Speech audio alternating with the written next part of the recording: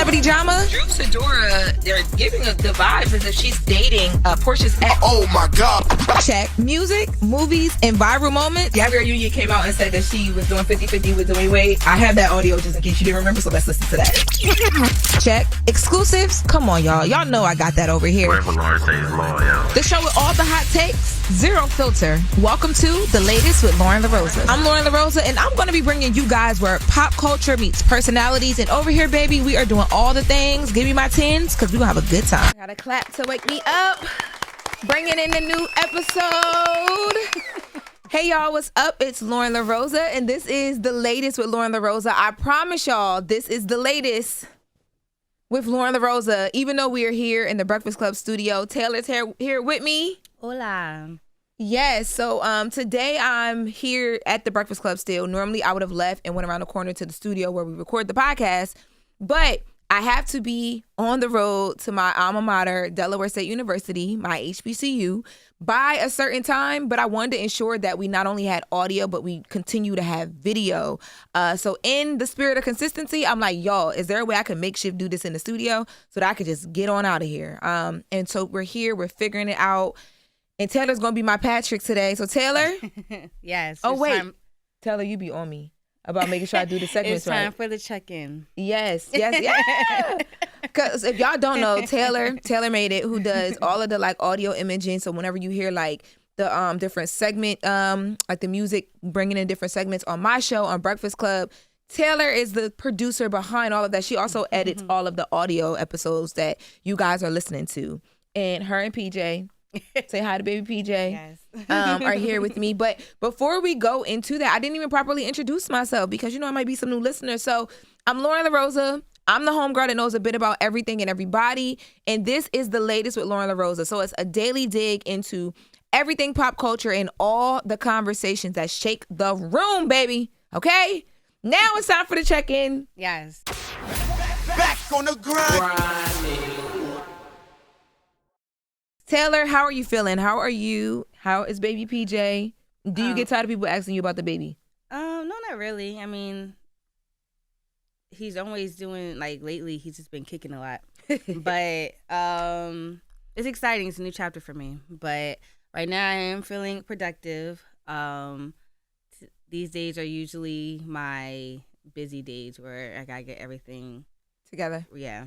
So I'm good. How are you? I was just, wow, that's crazy. I was thinking about it. Like, I literally just had like a real moment of like, let me think about how I feel.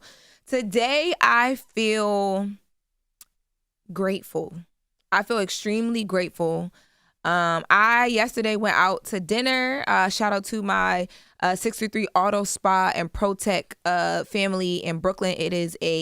It's a auto body shop, but they also do, like, they wrap your cars, customizations, all of that. And I met them through a publicist. Shout out to Rose here in New York. I did an event. I hosted an event for them. And we were just at dinner last night talking because we're about to start working on some car things for me. And in us having a conversation, they were talking to me about, because the owners are young. And they were talking to me about, like, just, you know, what they come from. Mm-hmm. They were talking about, you know, the fact that, like, they're best friends that own it. I thought they were in a relationship, but they're not. They're best friends. And they were talking about how they were super, super broke together. Like, I mean, sharing food at some points while trying to figure out, you know, their entrepreneur, investor dreams. And then they got something right. And they did it consistently and they did it well. And they protected, you know, everything that they were working on. And now they're good. They're good. Okay. Like the coin is flowing. And I don't know, like that conversation made me just realize how blessed I am and how grateful I am to wake up and do what I love every single day and be with people that are, like, you know, like-minded and creative. And like, it just feels, you know, you feel accomplished and, like, you know, progressive and all that today. Mm-hmm. It feels good being around people that are that way while things are moving and growing. So on my worst day, I feel, today's not my worst day, baby. Every day it's a good day. It's like, no, but even on my worst day though, I'm just grateful. So that's how I'm feeling today. That's good. Yes. Well, you know, after we check in on the grind, we get right to it. We get to the latest. I do love to take y'all to court. You know, your girl loves to take y'all to court. Now, Shannon Sharpe, we've been talking about this lawsuit. I think this is like day 3 of us talking about the lawsuit, from the podcast to the Breakfast Club to any major media outlet right now. That is what is being discussed. Literally, I would say less than an hour ago, there was a new audio released. This is a audio conversation between Shannon Sharpe and the woman who was accusing him of sexual assault and rape. This audio is really, really bad for business. Let's take a listen. Well, you're coming to LA tomorrow? Yes.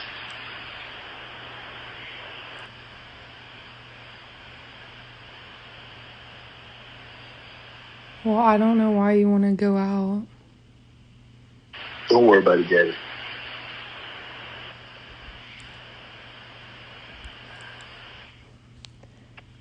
Well, okay. Okay, what? Well, I'm not really interested in getting choked, so I guess we're going. Yeah. I might choke you in public.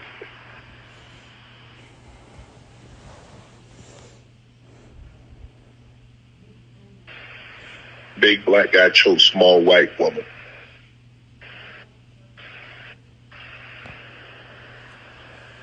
It's not a good look, Shannon.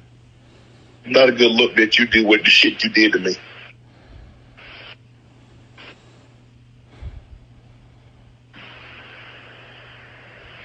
Okay, well... Now this audio, okay, let's just say back up, because this is the second audio. The first audio that was released, it was bad. He's talking about choking the F out of her, and but people were trying to say, well, they're into that, like, what is it called? BDSM? I think it's called that. No, that if it's called that. Where people like be hitting each other, tying each other up, and all of that, and that turns them on. They're into that. Or they were into that allegedly, and there were like text messages that dropped after that between the two that showed that, right? But the woman is alleging that it went beyond just, this is what we like to do to turn each other on because we are involved in a sexual consensual relationship. It now goes beyond that where I'm actually physically and mentally being abused, allegedly, and, she's claiming she was raped, allegedly. This audio does not give, this is what we do to turn each other on. Neither one of them did, though. To me, I didn't think the first one did either. There was only the only point in the first one that kind of did was when she was like, I don't want to be slapped today. And I was like, does she just talk like that? Or is that like her trying to be a bit of sexy? But this one, this second audio, I was like, oh, Shannon Sharpe is a dumbass. Excuse my language. But that is the only way that I can respond to this. You are Shannon Sharpe. How much money is Shannon Sharpe worth? You are Shannon Sharpe. You are one of the faces of ESPN's First Take, which is a Disney company. You Club Shay Shay. You like all of these, his liquor brand, all of these things, NFL, legend, all of these things tie into you for this one moment to be, this is going to be like the conversation around him. According to Celebrity Net Worth, is $14 million. $14 million man, according to Celebrity Net Worth. And sometimes they get a little wrong, but you're $1 million man, right? And this is what you're doing over, like, I don't know. He must have been really, really comfortable with this girl because the things that are being said in these audios, it's just like, I wouldn't even say that to somebody that I've known for 10 plus years. And you were dealing with this girl for 2.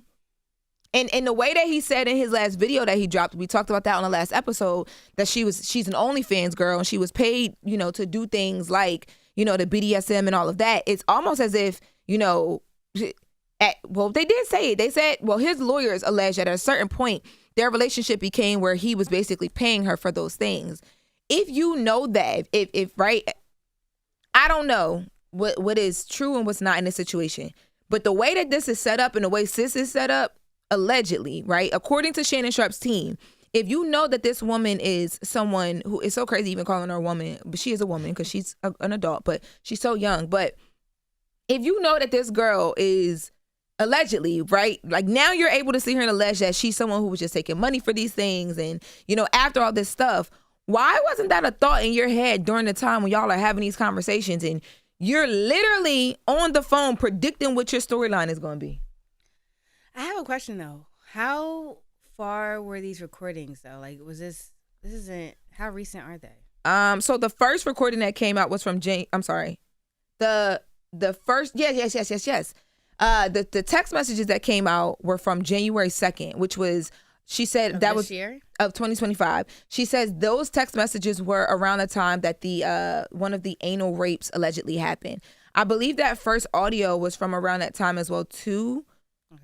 Or wait, am I inferring that? Because I think I gotta look that up, because I feel like I'm inferring that only because they didn't drop a lot of the details around the audios. Let me see. Oh, they're definitely at some point. Okay, so for the audios, we don't know the exact timeline because they're dropping audios with no real details, like super, like a large amount of context. But the only reason I'm asking that is because how it pauses in the audio that they're releasing. What is that? What is the pause? Like, as in, it seems like she's like, all right, I got that. Like, she's planning all that. Yeah, like she knows. Yeah, 100%. But we do know that these happened after 2023. 100%, because she met him in 2023, and their relationship spanned from 2023, allegedly, according to her. Their relationship went from 2023 to 2025. That's recent enough. At that point, Shannon Sharpe is still Shannon Sharpe. You get what I'm saying? Mm-hmm. So there should have been, like, I don't know, man. Like, I just think about how hard I'm working every single day to just figure all this out. To, you know what I mean? To build wealth, to build ownership, to, you know, perfect my voice, to perfect my talent, and to put it out there to the world. To allow a misstep like that to be you know what I mean? Like, I just feel like you should just listen to Monique, yes. Let's take a listen to that audio, because that was interesting as well. I'm grateful I'm not 56 and trying.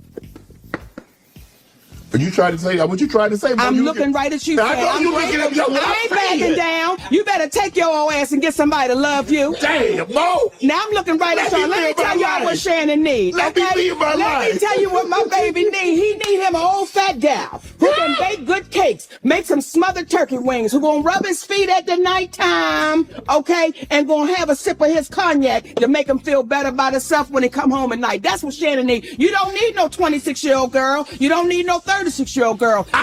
This is your auntie talking to you. Take your old ass and get you an old bitch out there that can love you old. You're trying to hang out with these young bitches and you can't do it, Shannon. You just can't do it. Dang. When they want you to go for the 4th round, you looking at her like, bitch, listen, you want some money to go to Starbucks? Yeah. Because I can't go no further. But if you get your older girl, when you get to that 4th round, she's going to say, hold on. Now, y'all can say a lot of things about Monique, but my sweet babies, one thing she did was read Shannon Sharpe down and predict everything. I think it was a joke, though. It was, but I think, to me, it was a joke, but... It's like, nah, but for real. But, I mean, Unc be talking about the young girls all the time. He talks about it all the time, right? So it's a known thing. It's out there. So I feel like she was just trying to let them know, like, yo, but also Monique is married to her baby, what she calls to her daddy, Sydney. Mm-hmm.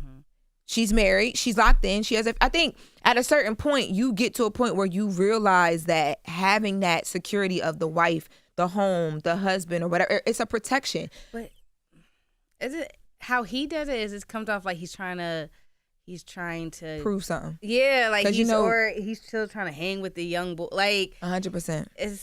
It's giving your nephew, hey nephew, that's you. But it's the wrong way. Like, yeah. It comes off the wrong freaking way, 100%. Now, I will say that Shannon Sharpe's team, in response to this audio, is saying that this is a very small excerpt with no dates. Yeah, see, that's what I was telling y'all. These audios are being dropped by Attorney Busby with no date or no full context. And I told y'all what he told me yesterday. Like, basically, y'all... Shannon Sharpe's team, you know, he's saying y'all released text messages in Shannon Sharpe's statement and there was no real context around them. So why can't we drop things with no context? But Shannon Sharpe's rep has told TMZ, who exclusively obtained this audio, that this is a very small excerpt with no date or context attached to it. I don't know how you get it. Like, in the audio, she's saying to him, oh, that's not a good look. Yeah. You know what I'm saying? Like, I don't understand how you get around that. And he keeps talking about this video. I am so nervous for this video to drop. But you said it in the last episode. Like, are they really going to drop it? Because the client is in there too. Well, Great question, Taylor. At first, I did not believe that they would drop that video because the client, it was in there. But I'm not even going to hold you. Now, I feel like I wouldn't be surprised if we get certain pieces of that video. And the reason why I feel like that is because, number one, you know, this is going to sound so bad, but I don't mean this in any way. I'm not saying that OnlyFans girls, just because you're on OnlyFans, it's okay for you to be put out there. But I think if she's okay with bearing certain things and doing certain things via OnlyFans, she might be okay with this certain parts of the video. I'm sure she's not going to have herself out there, you know what I mean? Like all butterfly legs open and all that. But certain parts of the video that get to the point she's trying to make and that don't reveal too much, where like, you know, maybe it's additional, you know, audio, but like you need to see the visual as well. I don't kind of see her having a problem with it. They've bared so much already. And for some reason, Shannon Sharpe is under the impression that this video is he keeps talking about it. Yeah. His team has talked about it multiple times. They did it on the media call. They did it in the video he released. He thinks it's coming. So, I mean, we just going to have to, I guess, wait and see. I did reach out to ESPN because, you know, Shannon Sharpe is on First Take, and Stephen A. Smith had talked about, you know, the higher ups at ESPN, you know, right now just kind of looking into things and monitoring things. But I don't have anything back that I'm able to use at the time. But I will keep you guys, definitely I'll keep you guys locked. I've reached out on a couple different angles because I also want to know, like, how are the brands feeling around him right now? Like, he has that liquor brand that he, you know, he owns. Liquor brands have distributors. Distributors help you get in stores. Distributors is like how Diageo was with Diddy. They can choose to back away. Who are the sponsors on the podcast? Like, there's a lot of different ways to look at this and to, you know, there's a lot of things to figure out here. So I've been poking, and I, you know, just wanting to see what's about to happen like everybody else. So stay locked because we will definitely give you the latest the minute that I get it. Now, up next in the latest, I know is a family that you guys are going to know, but that I think will also resonate with my like gratitude feeling that I talked about at the top of the podcast. So Miss Tina Knowles, she dropped her book, Matriarch. It is out now. So she's been doing some interviews, and she's also been releasing excerpts from her book. Now, in the book, she talks about, and she revealed when she sat down with People magazine, that she had battled stage 1 breast cancer. She battled it. She has recovered from it. She is good. Now, in battling the stage 1 breast cancer, one of the things that, you know, she talked about was the fact that Beyonce, Kelly Rowland, and Solange were her support system through all of this. And that struck home for me because if you don't know, I talk about it often because we're through it now. It's really tough to talk about when you're in it, but my mom is a stage 4 cancer survivor. My mom had cancer in her lung, and then it spread to her brain. When it spread to her brain, that's how we even caught it, because her functions, like her ability to like just feed herself and things like that, were slowing down. And I thought that it was a stroke because at the time we had been going back and forth to the hospital because she wouldn't stop having strokes. But when we got there, they were like, I remember the day like it was literally yesterday. I can still feel how I felt. They came in the room and was like, we found a mass in your mom's brain. And I was like, what do you mean? And instantly when you hear something like that, because I didn't know, like I knew about like stages of cancer and things of that nature, but like not as much as I learned after that. But like, I don't know, like you instantly think the worst. You do. And I remember going out and, you know, I had to tell my mom because when they came in the room to tell me, my mom was sleeping. And I went in the bathroom because I didn't want to wake her up. And I just broke down crying. Like, it was bad. Like, I literally, because you instantly think death. Like, especially you hear stage 4. Right. Like, you know what I mean? And then you look it up and you see how, like, people talk about stage 4 cancer and just all of these things. And man, like that was probably one of the darkest days of my life, but that period of her battling it was the darkest time I've ever experienced in my life. So when I heard Miss Tina Knowles talk about Beyonce, Kelly, and Solange being her support system, I'm like, wow, I don't know if I could have went through what I went through with my mom and been a Beyonce or been a Kelly Rowland or been a Solange. Like, I don't know. I just don't know how I would have been able to get through that, because at this time, right, they have their careers. Right. You know what I mean? Things are happening, things are moving, and it's a lot to deal with. She didn't really get, I think some of the things she's, keeping personal, and she probably also too wants you to actually go and read the book. But I know with stage 1 or because stage 0 is a thing as well too. Your early detection, so normally it doesn't physically deteriorate you as much, but there are women whose bodies react to early stages differently. Like I know women who've been stage super early stage, but have still had to cut their hair from breast cancer and things like that because once they start doing the chemo. But it's a very physical battle because of what the body goes through. But it's when you're I tell people this all the time. There's nothing in this world that I could go up against that I would feel like could stop me from getting over it, over that hump and getting to whatever the end goal is or the solution. Because when you are a child of a parent with a terminal disease or a terminal illness like cancer, you're preparing for death in real time. I remember having to have conversations with my mom about, her will, which she had a will, but we needed to update things. About her planning. We had to plan her funeral. Did you know about any of that before? Well, yeah, my mom and my grandmom are really good about talking to me because I'm the oldest kid in the house. I'm the oldest kid and I'm the girl. You know what I mean? My grandmom talks about that all the time to me. I've always kind of been the third parent in the house. Okay. So we talked about that stuff, but the whole, but never, it was always here's what's going to happen. It was never my mom was so weak some days that I literally had to feed her, clean her up. I'd never seen my mom like that. I never used to see my mom with a cold. Yeah. So imagine going from that to, you know what I mean, that my mom couldn't even really get through the thought process. And because it was a brain, you know what I mean, her memory was it still is bad, but it was way worse. So I was having to plan and make a lot of decisions myself. It was she was there and we were fighting it, and you know what I mean? My mom is good now and she was physically there, but I literally was moving day to day sometimes as if she wasn't, because I was having to prepare in real time as if she wasn't. So me and my brother had to have a conversation about, what our life would be like. It was just so much that I was preparing, figuring out funeral stuff. When I was talking to her I'd never talked to my mom about her funeral and what she wants that to be years and years and years and decades from now when that happens. But even down to the songs she wanted played and just different things, and it really there's nothing that I can not do after dealing with something like that. Yeah. And dealing with it for some time, because it takes time. It's once you're out of the chemo stage, you then get into my mom did radiation, my mom did chemo, but then you also have to after all of that, and first of all you got to pray that it's successful. They tell you before you go in that there's a 70% chance that it won't help, especially at a stage 4.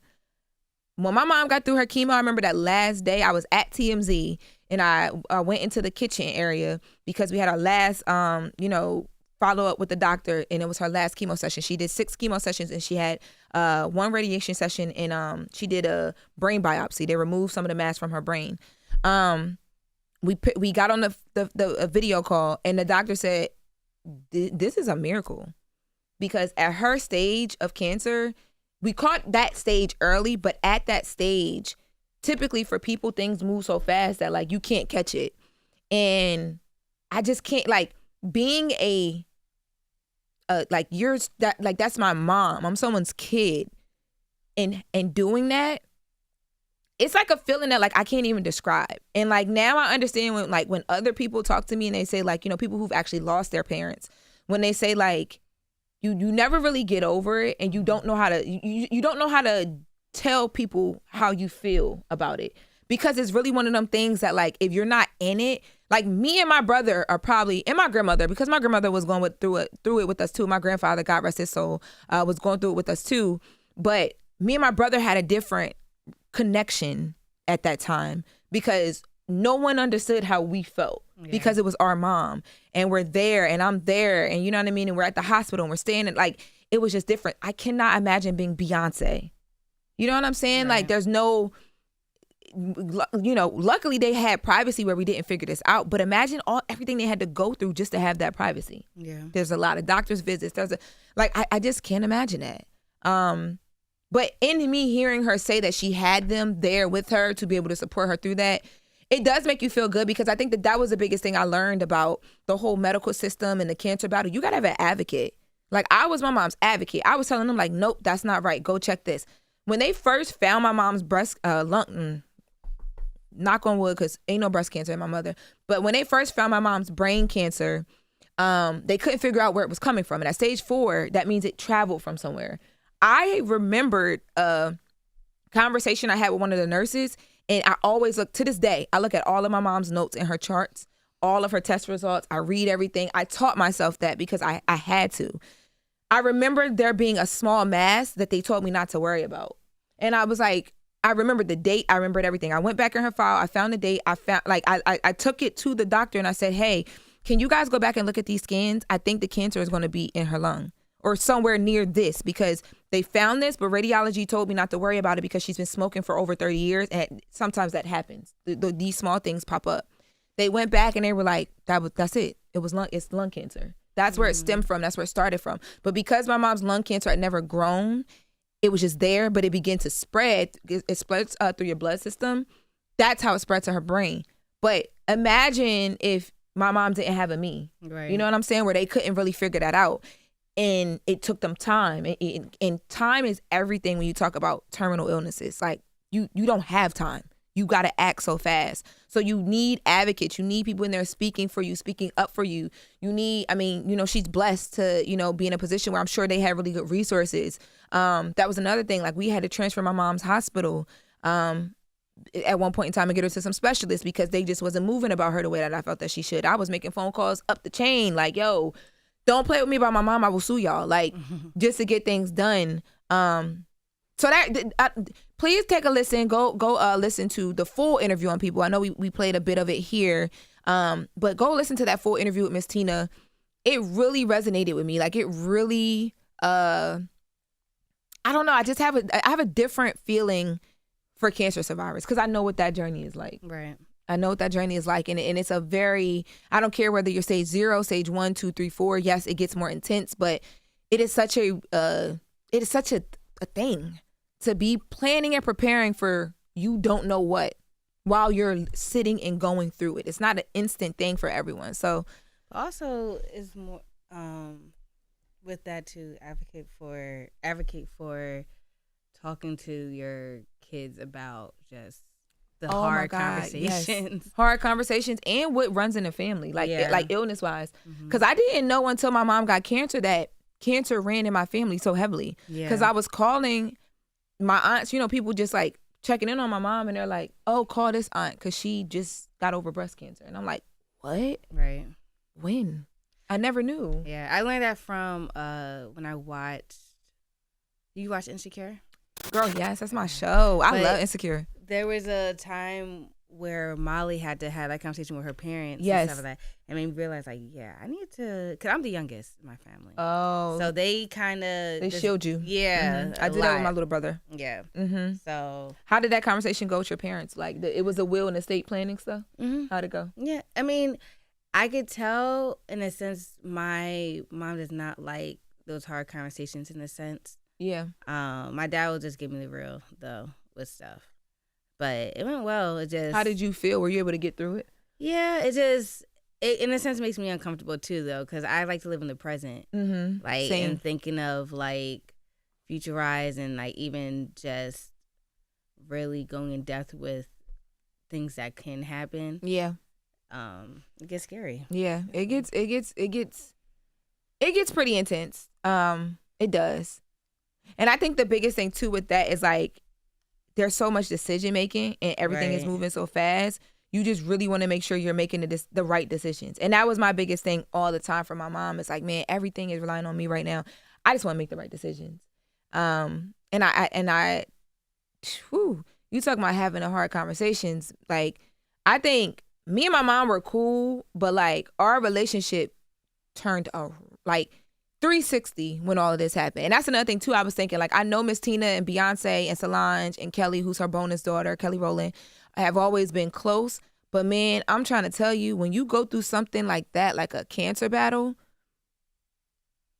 like me and my mom are like we literally are like soul sisters. Like it is like and you know, when you a girl and you young and it's your mom, you think you know everything, you think you grown. So we used to get into it a lot, like real bad. Me and my mom. But now I'm like, what? Like I couldn't imagine, you know, doing something and my mom is not able to show up, or you know, like she got appointments. Matter of fact, I just thought about the fact that she's supposed to have an appointment today that I'm gonna have to push because I can't take her because I gotta go to Del State. But it's an appointment that I can't push. But like, you know, just having somebody, I can't imagine not being there. And I was so far away when all of this was happening. My mom didn't even want to tell me she was sick. You talking about having hard conversations. She didn't even tell me. When I came home, because someone called me and told me that she had she told me she had a stroke, but I thought she was kind of like joking. I thought she was just like being extra. But then one of her friends called me and was like, no, your mom woke up today and couldn't move her left side. I flew in from LA that day. When I got here and I saw her, and then I saw like our house and how like she wasn't able to keep up with stuff. I was like, why didn't you tell me? Right. And she was like, you know, you're in LA, you're doing your thing. I didn't want to. I think that's the older generation as well, though. Because even when it comes to like with my grandma, like she is now living with my parents, but like she was not trying to tell, especially like my mom and my mom and her like been like sisters already. But like she didn't want to tell my mom like really she's been struggling walking, all that other stuff. So I hate my grandmama's like that too. Yeah. My grandmama is man, I'm trying to get my grandma more help in the home. Like just, you know, I have aides that help me out with them. So I can do the things that I do, me and my brother. And my grandma's like, I'm good, I don't need that. And I'm like, yes, you do, my mom. Because when I come around, she's slow. Like she's getting older. You know what I mean? She's good, she's healthy. As healthy as a almost 90-year-old woman would be, actually healthier, because you know black people, you know how we do. But it be things I be noticing. I'm like, why she didn't want to tell me that, or why she acting like everything's good? Like I do think it's their generation, definitely for sure. Well, yeah, that has been the latest. I know we've been doing 2 stories, I think, for the last like 2 to 3 days, but it's because there's been so much to these stories. Like, I feel like I'm cheating y'all if I whiz through certain things. So don't y'all be on my body. Y'all be like, I want more. We need more. We need more. We're gonna get there, y'all. Okay, we're perfecting what we got now. And Taylor be on me when I record for too long. I be talking too much. Now, before we get on out of here, y'all know we like to take it to the streets, to the tweets. You for the tweets. We outside. We outside. We outside. Outside in the tweets. Every other page I go. I tweet this every day. I just felt like this was something good to close on. This is not, you know, our typical where like you guys are responding to something that I posted. A lot of times y'all respond to this though, but I tweet almost daily. God will never forget about you. A daily reminder. And in a lot of these moments where, you know, things is all haywire, things are all hectic, you know, you figuring out health, you figuring out legal situations, like, man, them places is real dark and they can get real dark. But, you know, I like to always think back to like what my spiritual and my faith journey is. And I think that that's where my sense of gratitude comes from so much too, because it's like I've actively seen, and I talk about God a lot. I've actively seen God work so much in my life, like from my mom being a stage 4 cancer survivor to me, you know what I mean, doing what I'm doing. But when I hear stories like Miss Tina Knowles, I'm like, man, God don't forget about nobody, do we? Like he show up right when he's supposed to show up. I can't apply a lot of that to the Shannon Sharpe situation because I don't know what's happening on over there. I don't know if that is Lucifer or if that is God, but someone will determine it, and it won't be me. Lesson. So if Shannon Sharpe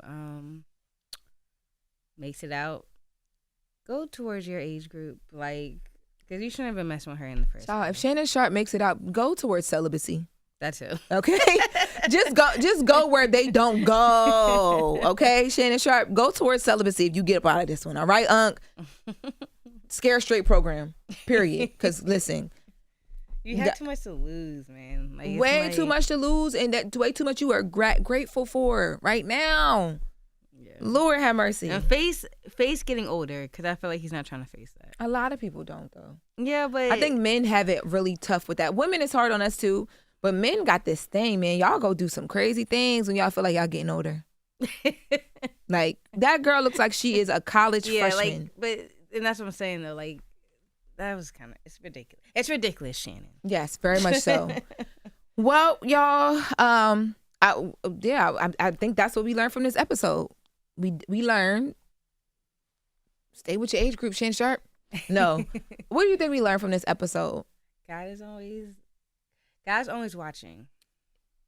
Child. God will teach you, and He gonna teach you and humble you. Mm-hmm. He will. And in those moments where good or bad, when he's always watching and you getting humbled, it's happening for you, not to you. That is what I used to tell myself. Right. Even, it's gonna sound crazy, but when my mom was going through her battle, I was like, things were all over the place. I was like, man, this is not happening to us. This is happening for us. I don't understand it right now, but when we get out of it, it's gonna, I don't know, there's gonna be some clarity or some sense of peace. And I've since gained that. So yes, for you, not to you, and God is always watching. Now, that has been another episode of The Latest with Loren LoRosa, the podcast. I tell you guys this all the time, and I'm going to keep doing it because I mean it. You could be anywhere with anybody talking about these things, because at the end of the day, there's always a lot going on. But y'all choose to be right here with me, and I appreciate you guys so much for that. I'm Loren LoRosa, the homegirl that knows a bit about everything and everybody. This has been another episode. Taylor, baby PJ, yes. Thank you for joining me.